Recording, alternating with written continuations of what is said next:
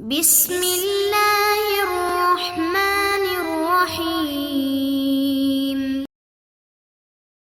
السلام علیکم ورحمۃ اللہ وبرکاتہ۔ بسم اللہ الرحمن الرحیم۔ عزیز طلبہ، امید ہے آپ سب خیریت سے ہوں گے۔ آج کے اس سبق کے اندر ہم سبق نمبر 2 کی مشق حل کریں گے۔ تو مشق کی طرف بڑھنے سے قبل ضروری سمجھتا ہوں کہ سبق نمبر 2 کا خلاصہ آپ کے سامنے رکھ دیا جائے۔ سبق نمبر 2 کے اندر ہم نے فعل کی تقسیم رابع اور تقسیم خامس پڑھی ہے، یعنی فعل کی چوتھی اور پانچویں تقسیم ہم نے پڑھی ہے۔ فعل کی چوتھی تقسیم وہ حروف اصلیہ کی تعداد کے اعتبار سے تھی۔ ہم نے کہا تھا کہ فعل حروف اصلیہ کی تعداد کے اعتبار سے 2 قسم پر مشتمل ہوتا ہے، ایک ثلاثی اور دوسری رباعی۔ ثلاثی اس کو کہتے ہیں کہ جس کے اندر 3 حروف اصلیہ ہوں، جبکہ رباعی اس کو کہتے ہیں جس کے اندر 4 حروف اصلیہ ہوں۔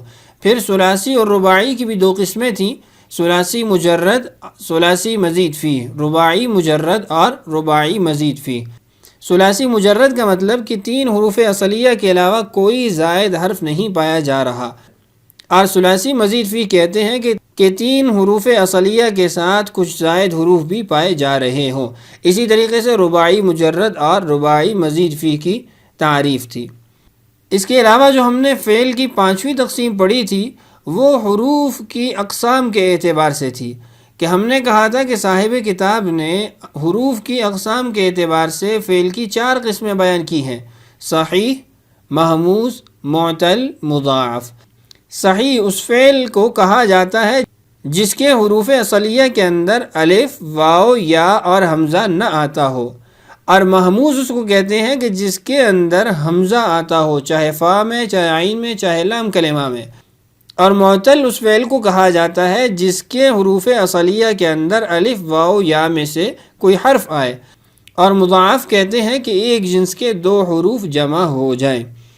تو یہ تھا خلاصہ سبق نمبر 2 کا۔ تو آئیے اس خلاصے کو ذہن میں رکھتے ہوئے مشق حل کرتے ہیں۔ مشق کے اندر سب سے پہلے سوالات ہیں، الاسئلۃ، سوالات۔ پہلا سوال ہے: کم قسما للفعل باعتبار عدد الحروف الاصلیۃ؟ حروف اصلیہ کی تعداد کے اعتبار سے فعل کی کتنی قسمیں ہیں؟ اس کا جواب پہلے آپ سے عرض کیا ہے کہ فعل کی حروف اصلیہ کی تعداد کے اعتبار سے 2 قسمیں ہیں، ثلاثی اور رباعی۔ ثلاثی جس کے اندر 3 حروف اصلیہ ہوں، اور رباعی جس کے اندر 4 حروف اصلیہ ہوں۔ دوسرا سوال ہے: ما هو المجرد والمزید فیہ؟ مجرد اور مزید فیہ کس کو کہتے ہیں؟ عرفہما مع ذکر الامثلۃ، ان دونوں کی تعریف بھی کریں اور امثلہ بھی بیان کریں۔ مجرد اس فعل کو کہا جاتا ہے جس کے اندر حروف اصلیہ ہی ہوں، کوئی زائد حرف نہ ہو، چاہے وہ ثلاثی ہو یا رباعی ہو۔ اور مزید فی اس فعل کو کہا جاتا ہے کہ جس فعل کے اندر حروف اصلیہ کے ساتھ کچھ زائد حروف بھی آ جائیں۔ دونوں کی مثالیں دیکھیے۔ ایک فعل ہے ناصارا، مدد کرنا۔ اب اس کے اندر آپ دیکھیں نون، صاد، را، 3 حرف ہیں، تینوں حروف اصلیہ ہیں، جبکہ اسی فعل کو ہم استنصارا اس باب سے لائیں تو اس کا مطلب ہے اس نے مدد طلب کی۔ اب اس کے اندر اصل حروف ہے نون، صاد، را، مدد۔ الف، سین، تا اس کے اندر زائد ہے، تو ہم پہلے فعل کو یعنی نصارا کو مجرد کہیں گے اور استنصارا کو مزید فی کہیں گے۔ اسی طریقے سے رباعی مجرد اور رباعی مزید فی بھی ہوتا ہے، اس کی مثالیں آگے ہمارے سوال نمبر 2 میں آ رہی ہیں۔ تیسرا سوال ہے: کم قسما للفعل من حیث اقسام الحروف عرف کل منها؟ حروف کی اقسام کے اعتبار سے فعل کی کتنی قسمیں ہیں؟ سب کی تعریف بیان کیجیے۔ تو ہم نے کہا تھا کہ صاحب کتاب نے حروف کی اقسام کے اعتبار سے فعل کی 4 قسمیں بیان کی ہیں۔ پہلی قسم صحیح، دوسری مہموز، تیسری معتل اور چوتھی مضاعف۔ صحیح کی تعریف کیا ہے؟ صحیح اس فعل کو کہتے ہیں کہ جس کے حروف اصلیہ کے اندر الف، واو، یا اور حمزہ ان چاروں میں سے کوئی حرف نہ ہو۔ اس کی مثال بھی آپ نصارہ دیکھ لیں کہ اس کے اندر نہ الف ہے، نہ واو ہے، نہ یا ہے اور نہ ہی حمزہ پایا جا رہا ہے۔ دوسری قسم ہے محموز۔ محموز اس فعل کو کہا جاتا ہے جس کے حروف اصلیہ کے اندر حمزہ پایا جا رہا ہو۔ مثال کے طور پہ قارأ۔ اب قارأ اس کے اندر لام کلمہ حمزہ ہے تو ہم اس کو محموز سے شمار کریں گے۔ پھر محموز کی قسمیں ہیں محموز الفا، محموز العین، محموز اللام۔ جس کلمہ میں حمزہ پایا جائے گا اس کو وہی نام دیا جائے گا۔ تیسری قسم صاحب کتاب کے نزدیک معتل ہے۔ معتل اس فعل کو کہتے ہیں کہ جس کے حروف اصلیہ کے اندر الف، واو، یا میں سے کوئی حرف پایا جائے۔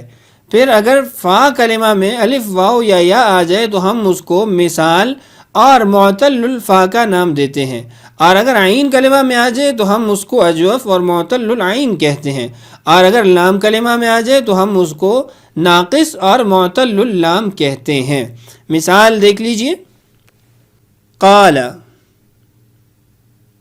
اب قال اس کے اندر قاف اور لام، یہ تو فا اور لام کلمہ ہے، لیکن عین کلمہ آپ کو الف نظر آ رہا ہے جو حقیقت میں واو ہے۔ تو الف کی صورت میں واو یا آ جائے یا واو یا ہی کی صورت میں وہاں پر کلمہ میں حرف موجود ہو تو ہم اس کو معتل شمار کریں گے، اور معتل کی پھر آگے 3 قسمیں ہیں۔ مزید تفصیلات اور مثالیں ہمارے سوال نمبر 2 میں آ رہی ہیں۔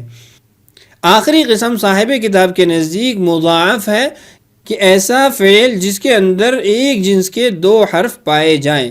مثال اس کی مد۔